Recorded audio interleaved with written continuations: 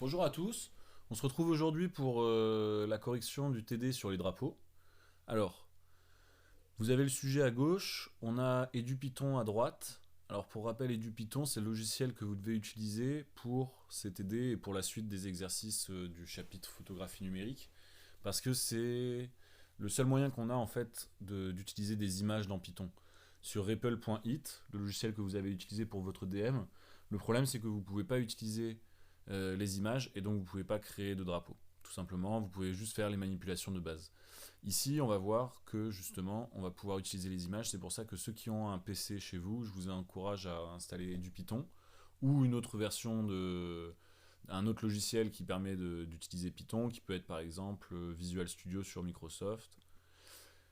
Mais ici, on a utilisé EduPython qui est le plus adapté. Donc si vous avez un PC, je vous ai donné le lien du site pour télécharger EduPython. Vous avez juste à le télécharger et l'installer. Et normalement, vous obtenez ça quand vous l'ouvrez. Vous l'ouvrez, vous ouvrez le fichier drapeau français qui vous est fourni et vous devez obtenir du coup ce code-là. Ce code-là, il va permettre de tracer le drapeau français. Donc un petit rappel de cours avant. Déjà, on va travailler avec ce qu'on appelle des pixels.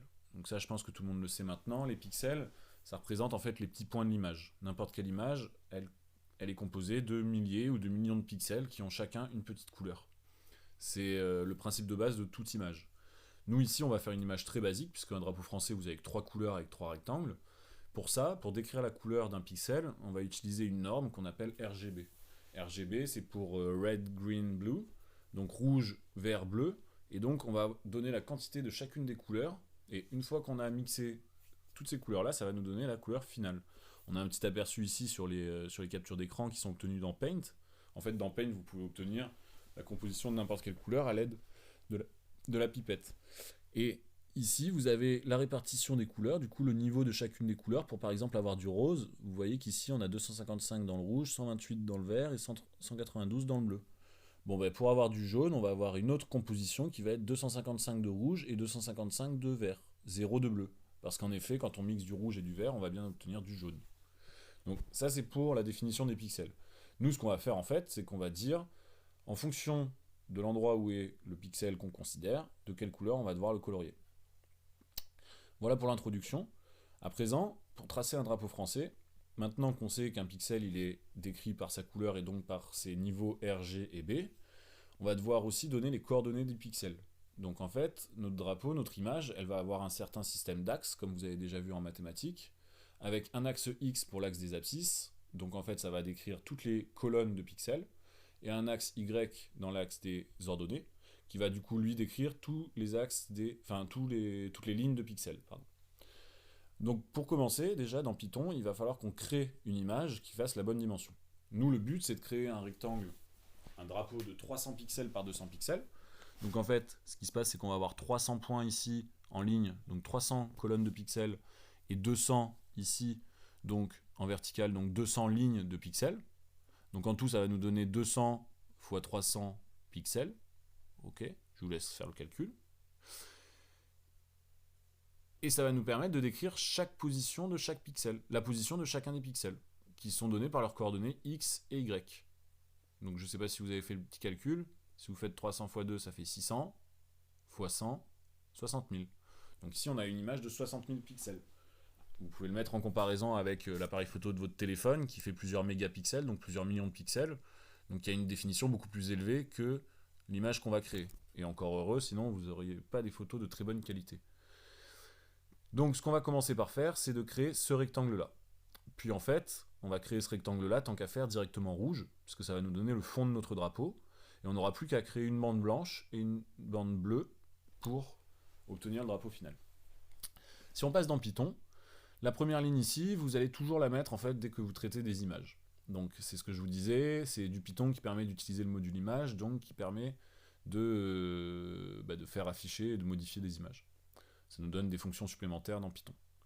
Donc la première étape, c'est de créer un rectangle rouge. Pour ce faire, c'est la ligne 3.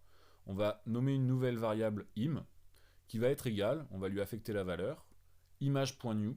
Donc en fait, ça c'est une fonction image.new qui est permise par le module image. Voilà, c'est juste à retenir que cette fonction-là, en fait, elle va permettre de créer une nouvelle image.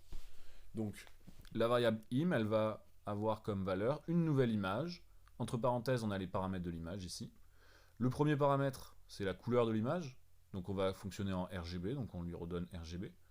La deuxième information ici, ça va être les dimensions de l'image. On a dit 300 par 200 pixels, on voulait donc on met 300,200, sans oublier les parenthèses. Et à la fin ici, entre parenthèses, on a 3 chiffres séparés par des virgules qui correspondent aux valeurs de R, de G et de B. Comme notre rectangle de base, on souhaite le colorier en rouge pour faire le fond de notre drapeau, on doit mettre la couleur rouge, donc le R au maximum, 255, et les deux autres composantes vertes et bleues à 0. Ici, en ligne 4, on a une petite commande qui nous permet juste d'afficher l'image, comme ça on va pouvoir voir les différentes étapes du programme. Donc ici, théoriquement, il va juste nous afficher un rectangle rouge. Je vais lancer le programme, même s'il nous affiche tout le reste après, c'est pas grave. On va regarder ce qu'il nous affiche en premier. Voilà, le rectangle rouge. Ok ? C'est fait exprès, après, c'est n'importe quoi, un petit rectangle turquoise et un petit rectangle blanc, parce que on va modifier le programme.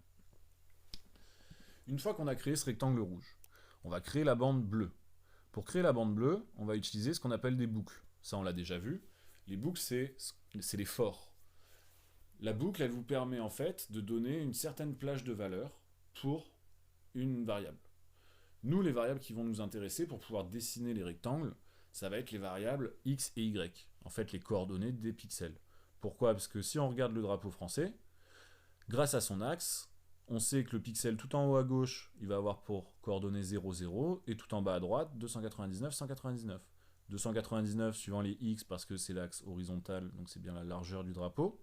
199 suivant l'axe vertical, donc suivant les y, c'est bien la hauteur du drapeau.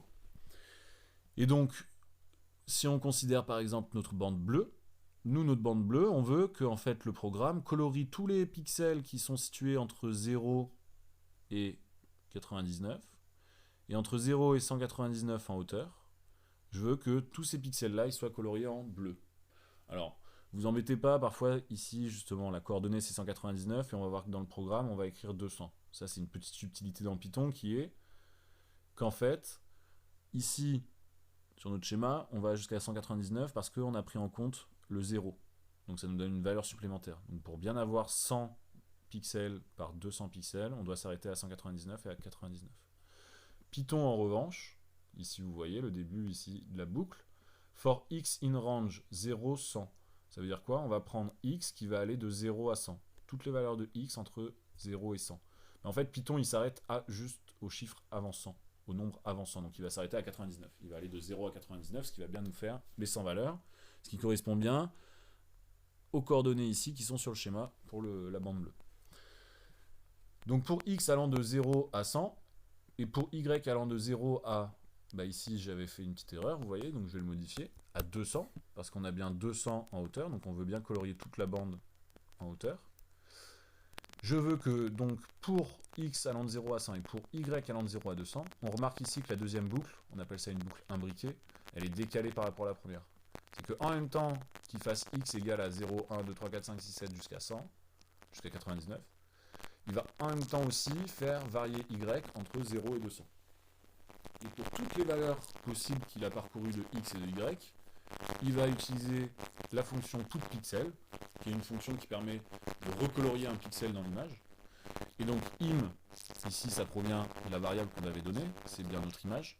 Je veux que dans mon image, toutPixel, donc que tu me remplaces les pixels, les coordonnées xy, avec xy prenant toutes les valeurs qui ont été décrites au-dessus, c'est-à-dire x de 0 à 100 et y de 0 à 200, et que tu me colories ça en 0, 255, 255. Donc ici c'est pas la bonne couleur parce que nous on veut que du bleu pur. Pour avoir du bleu pur, RGB, B c'est le troisième, ce qu'on va sûrement devoir avoir. Le troisième composante en bleu à 255 et les deux autres à 0 parce qu'on a ni vert ni rouge dans la couleur. On n'a que du bleu pur. On va essayer pour voir si au moins la deuxième étape d'affichage de la bande bleue elle marche. On a notre rectangle rouge, notre bande bleue elle fonctionne. Et la bande blanche elle est toujours un peu trop haute. On va regarder comment modifier la bande blanche. Ici vous voyez qu'il y a une fonction image.show à la fin de la bande bleue pour pouvoir bien la montrer, comme on a vu. On va refaire le même travail ici pour la bande blanche. Pour la bande blanche, c'est la bande du centre. Donc on va bien aller de 100 à 200 pour les coordonnées. Ici, de 100 à 200. Et en Y, on va aller 0 à 200 encore. Parce que le drapeau, il va changer. Comme les bandes sont verticales, le Y va bien aller de 0 à 200, toute la hauteur du drapeau. Ici, la même fonction pixel, mais cette fois-ci, ce que j'ai fait, c'est que j'ai mis les composantes correspondant au blanc, c'est-à-dire toutes les composantes au maximum, le R, le G et le B. Et normalement, il m'a donné la bande blanche. Ici, avant-dernière ligne, c'est pour enregistrer l'image créée sous français JPEG. Et la dernière, c'est pour montrer l'image créée. Là maintenant, je vais lancer le rouge, la bande bleue et la bande blanche. Et on a créé un drapeau français. Voilà comment créer une image, premier TD. L'idée ensuite, c'est d'aborder un petit peu le code pour faire les trois exercices. Exercice 1, exercice 3. Exercice 1 consiste à changer la dimension du rectangle. D'accord, du drapeau en général. Je vous fais une instruction, ça vous pourrez y arriver éventuellement. Un petit indice. En fait, ici, ce qu'on va faire, changer la globale du drapeau. Donc, le drapeau, il fera 600 par 400 pixels. Pardon, 600 par 400. Si je fais ça, pour savoir ce que ça me donne, normalement, je vais avoir un drapeau plus grand. Ouais, j'ai un rectangle plus grand. Par contre, j'ai rien modifié dans la taille de mes donc, il va toujours dessiner les bornes avec celles que vous avez données. Donc, il va falloir modifier dans les boucles, ici dans les forts, il va falloir modifier la plage des X et la plage des Y pour pouvoir remplir la bande. Ici, je vous donne un deuxième indice. Si je remplace l'Y pour qu'il aille de 0 à 400, on va bien avoir la bande bleue, je l'annonce, sur toute la hauteur, mais étroite, voilà, à gauche. Et la bande blanche, elle n'a pas changé. Vous voyez? Vous pouvez y aller attaquant comme ça, à chaque fois en lançant le programme, en essayant de modifier justement ces paramètres-là, pour créer un drapeau français plus grand, ou pour créer un drapeau belge et un drapeau allemand. Alors, le drapeau allemand, c'est le plus complexe, on va dire, parce qu'en fait, vous allez devoir inverser les X et les Y, parce que les bandes vont être horizontales au lieu de verticales. Mais je suis sûr que vous pouvez y arriver. En fait, on a exactement le même raisonnement, sauf que au lieu de faire varier Y suivant toute la hauteur du tableau, du drapeau, on va le faire varier uniquement suivant la hauteur de la bande à consignatrice. Voilà pour le TD sur les drapeaux simples. On verra la correction des 3 exercices cette semaine. Et on enchaînera avec la photographie numérique. Merci de m'avoir écouté.